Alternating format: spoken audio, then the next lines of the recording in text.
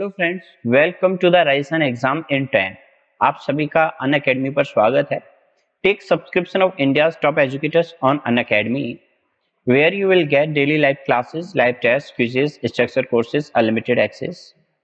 अगर आप आरपीएससी का प्लान लेने जा रहे हैं तो मैं आपको सजेस्ट करूंगा कि कम से कम 12 मंथ या 24 मंथ का प्लान लें, क्योंकि 24 मंथ का आपको 8400 में पड़ेगा। और अगर आप इसके साथ साथ लाइवरॉइड प्रोमो कोड यूज करते हैं तो आपको 10% additional discount on the spot मिल जाएगा और यही कोर्स आपको 7560 में पड़ जाएगा।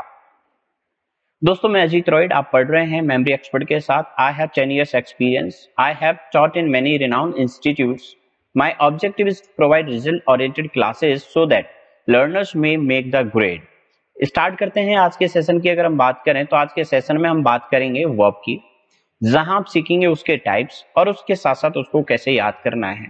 मैं बहुत ही अच्छी प्रेजेंटेशन के साथ आपको ये चैप्टर वर्ब वाला समझाना चाहता हूं 10 मिनट में, और हमें ये देखना है कि इसमें वर्ब के क्या फंक्शन होते हैं और कैसे होती है और कैसे हम इसको यूज करेंगे। तो देखिए, सबसे पहले मैं वर्ब को दो भागों में डिवाइड करूंगा, जिसका पहला भाग होगा फाइनाइट वर्ब और दूसरा होगा नॉन फाइनाइट वर्ब। दोस्तों, आप ये कह सकते हो फाइनाइट वर्ब को अगर आप चाहो तो कह सकते हो चेंजेबल वर्ब, यानी कि एक ऐसी वर्ब जिसे हम चेंज कर सकते हैं, और एक ऐसी वर्ब जिसे हम चेंज नहीं कर सकते, यानी कि non changeable verb. Is that clear guys? अच्छा, जस्ट ए मिनट, आपको सबसे इंपॉर्टेंट चीज यहां याद रखनी है, ये आपका एबल है। चेंजेबल वर्ब का मतलब है एक ऐसी वर्ब जिसे हम चेंज कर सकते हैं, और नॉन चेंजेबल का मतलब है जिसे चेंज नहीं कर सकते। मतलब क्या हुआ, समझा नहीं, मैं आपको समझाता हूं।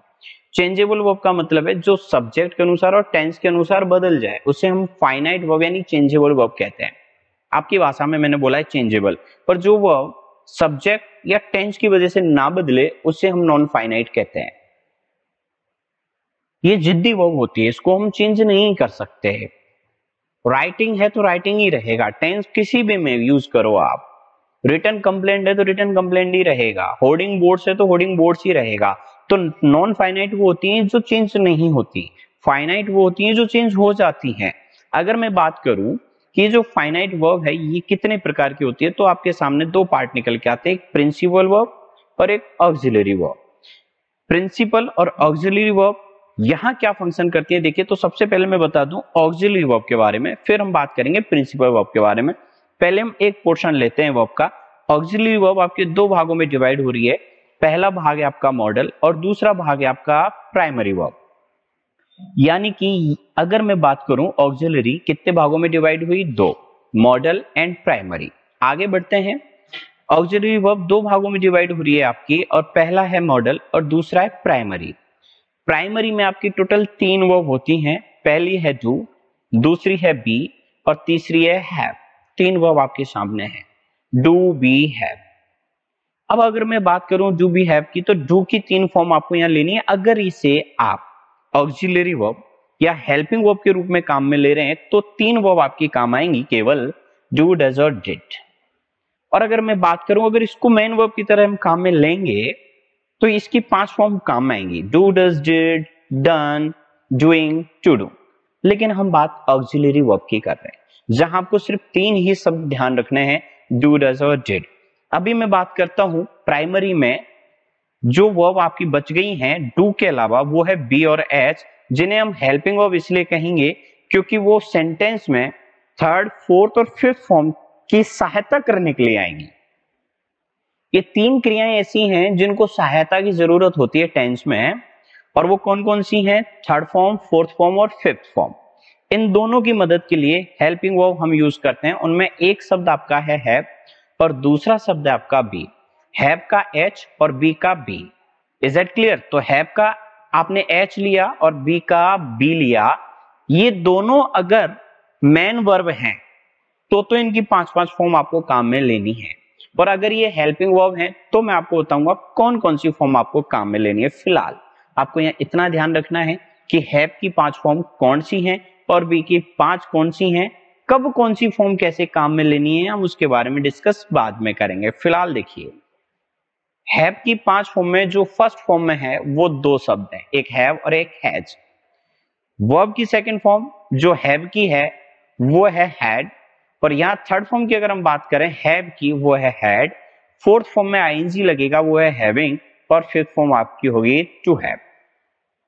अब हम बात कर लेते हैं एक बार बी की। बी क्या कहता है, इसकी भी 5 फॉर्म है, बी और is am are, second form में वॉज पर, थर्ड फॉर्म में आपका बीन, और फोर्थ फॉर्म में आपका है बीइंग, और फिफ्थ फॉर्म में आपका टू बी। अब मैं इस स्लाइड में पीछे वाली स्लाइड पे मुझे जाना पड़ेगा, और पीछे वाली स्लाइड में मुझे बताना है आपको कि ये जो हैव है, हमने इसको एच के नाम से, ऊपर देखिए मैं लिख रहा हूं, एच के नाम से पुकारा। अब ये हम एच क्यों कह रहे हैं, इसको क्या जरूरत आ गई, तो मैं आपको बता दूं, मैं इसको 3 तरह से लिखूंगा। एच को लिखने के लिए 3 माचिस की तीलियां चाहिए, तो मैं इसको 3 माचिस की तीलियों से लिखूंगा। तो मैंने देखिए 3 कलर के यहाँ यूज किए, बोले तो इसमें कलर 3 हो गए टोटल एच को लिखने में। तो यहाँ ये कोड बन गया कि हैव को अगर आप एच कह रहे हैं तो एच में डंडे हो गए 3, बोले तो आप ट्रिक बना लीजिए, एच के बाद फॉर्म आएगी थर्ड। अगर मैं हैव का ट्रिक बना सकता हूं तो बी का भी मुझे ट्रिक बना लेना चाहिए। तो बी को आप ऐसे लिखेंगे, और इसमें आराम से आप जोड़ देंगे 3, और 1 और 3 दोनों जोड़ोगे तो निकल के आएगा 4, और 4 कहते हैं हम आईएनजी को।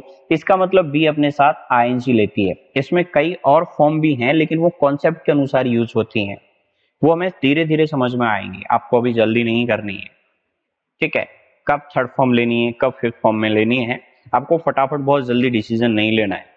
फिलहाल मैं आपको जो बता रहा हूं, टेंस में जहां आपने एच की क्रिया देखी वहां आपको थर्ड लेनी है, और जहां बी की लेनी देखी वहां आपको 4 लेनी है। बी की फॉर्म आपको याद रख लेनी है, और एच की भी आपको फॉर्म याद रख लेनी है। इसलिए मैं आपको कह रहा हूं, अगर आप एच पे जाओगे तो आपको यहाँ ये समझ आ जाएगा, H H H H H और एच, सब में एच है।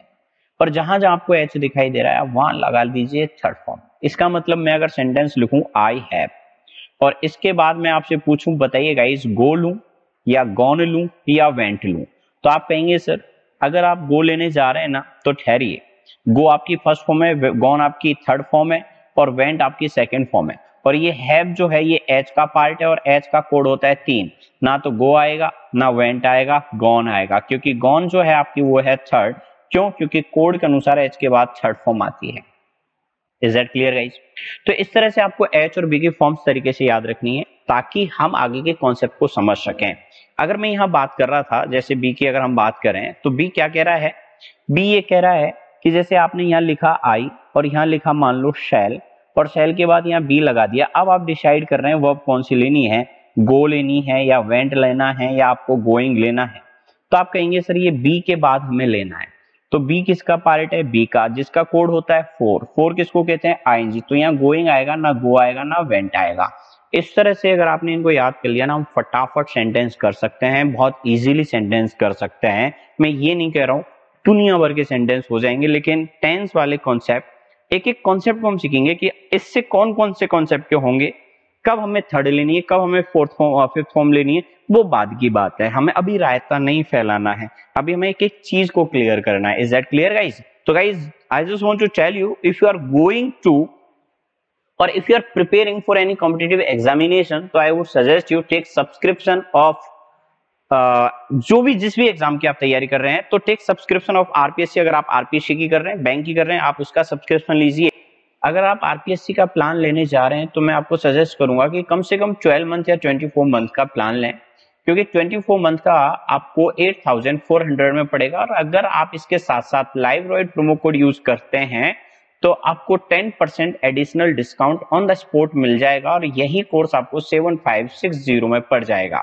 ठीक है गाइस, अगर आपका कोई क्वेश्चन है कमेंट बॉक्स में आप पूछ सकते हैं। मैं एक बार फिर कहूंगा, take subscription of RPSC and continue study with RPSC and use my code लाइवरॉइड। Thank you guys, thank you so much, धन्यवाद।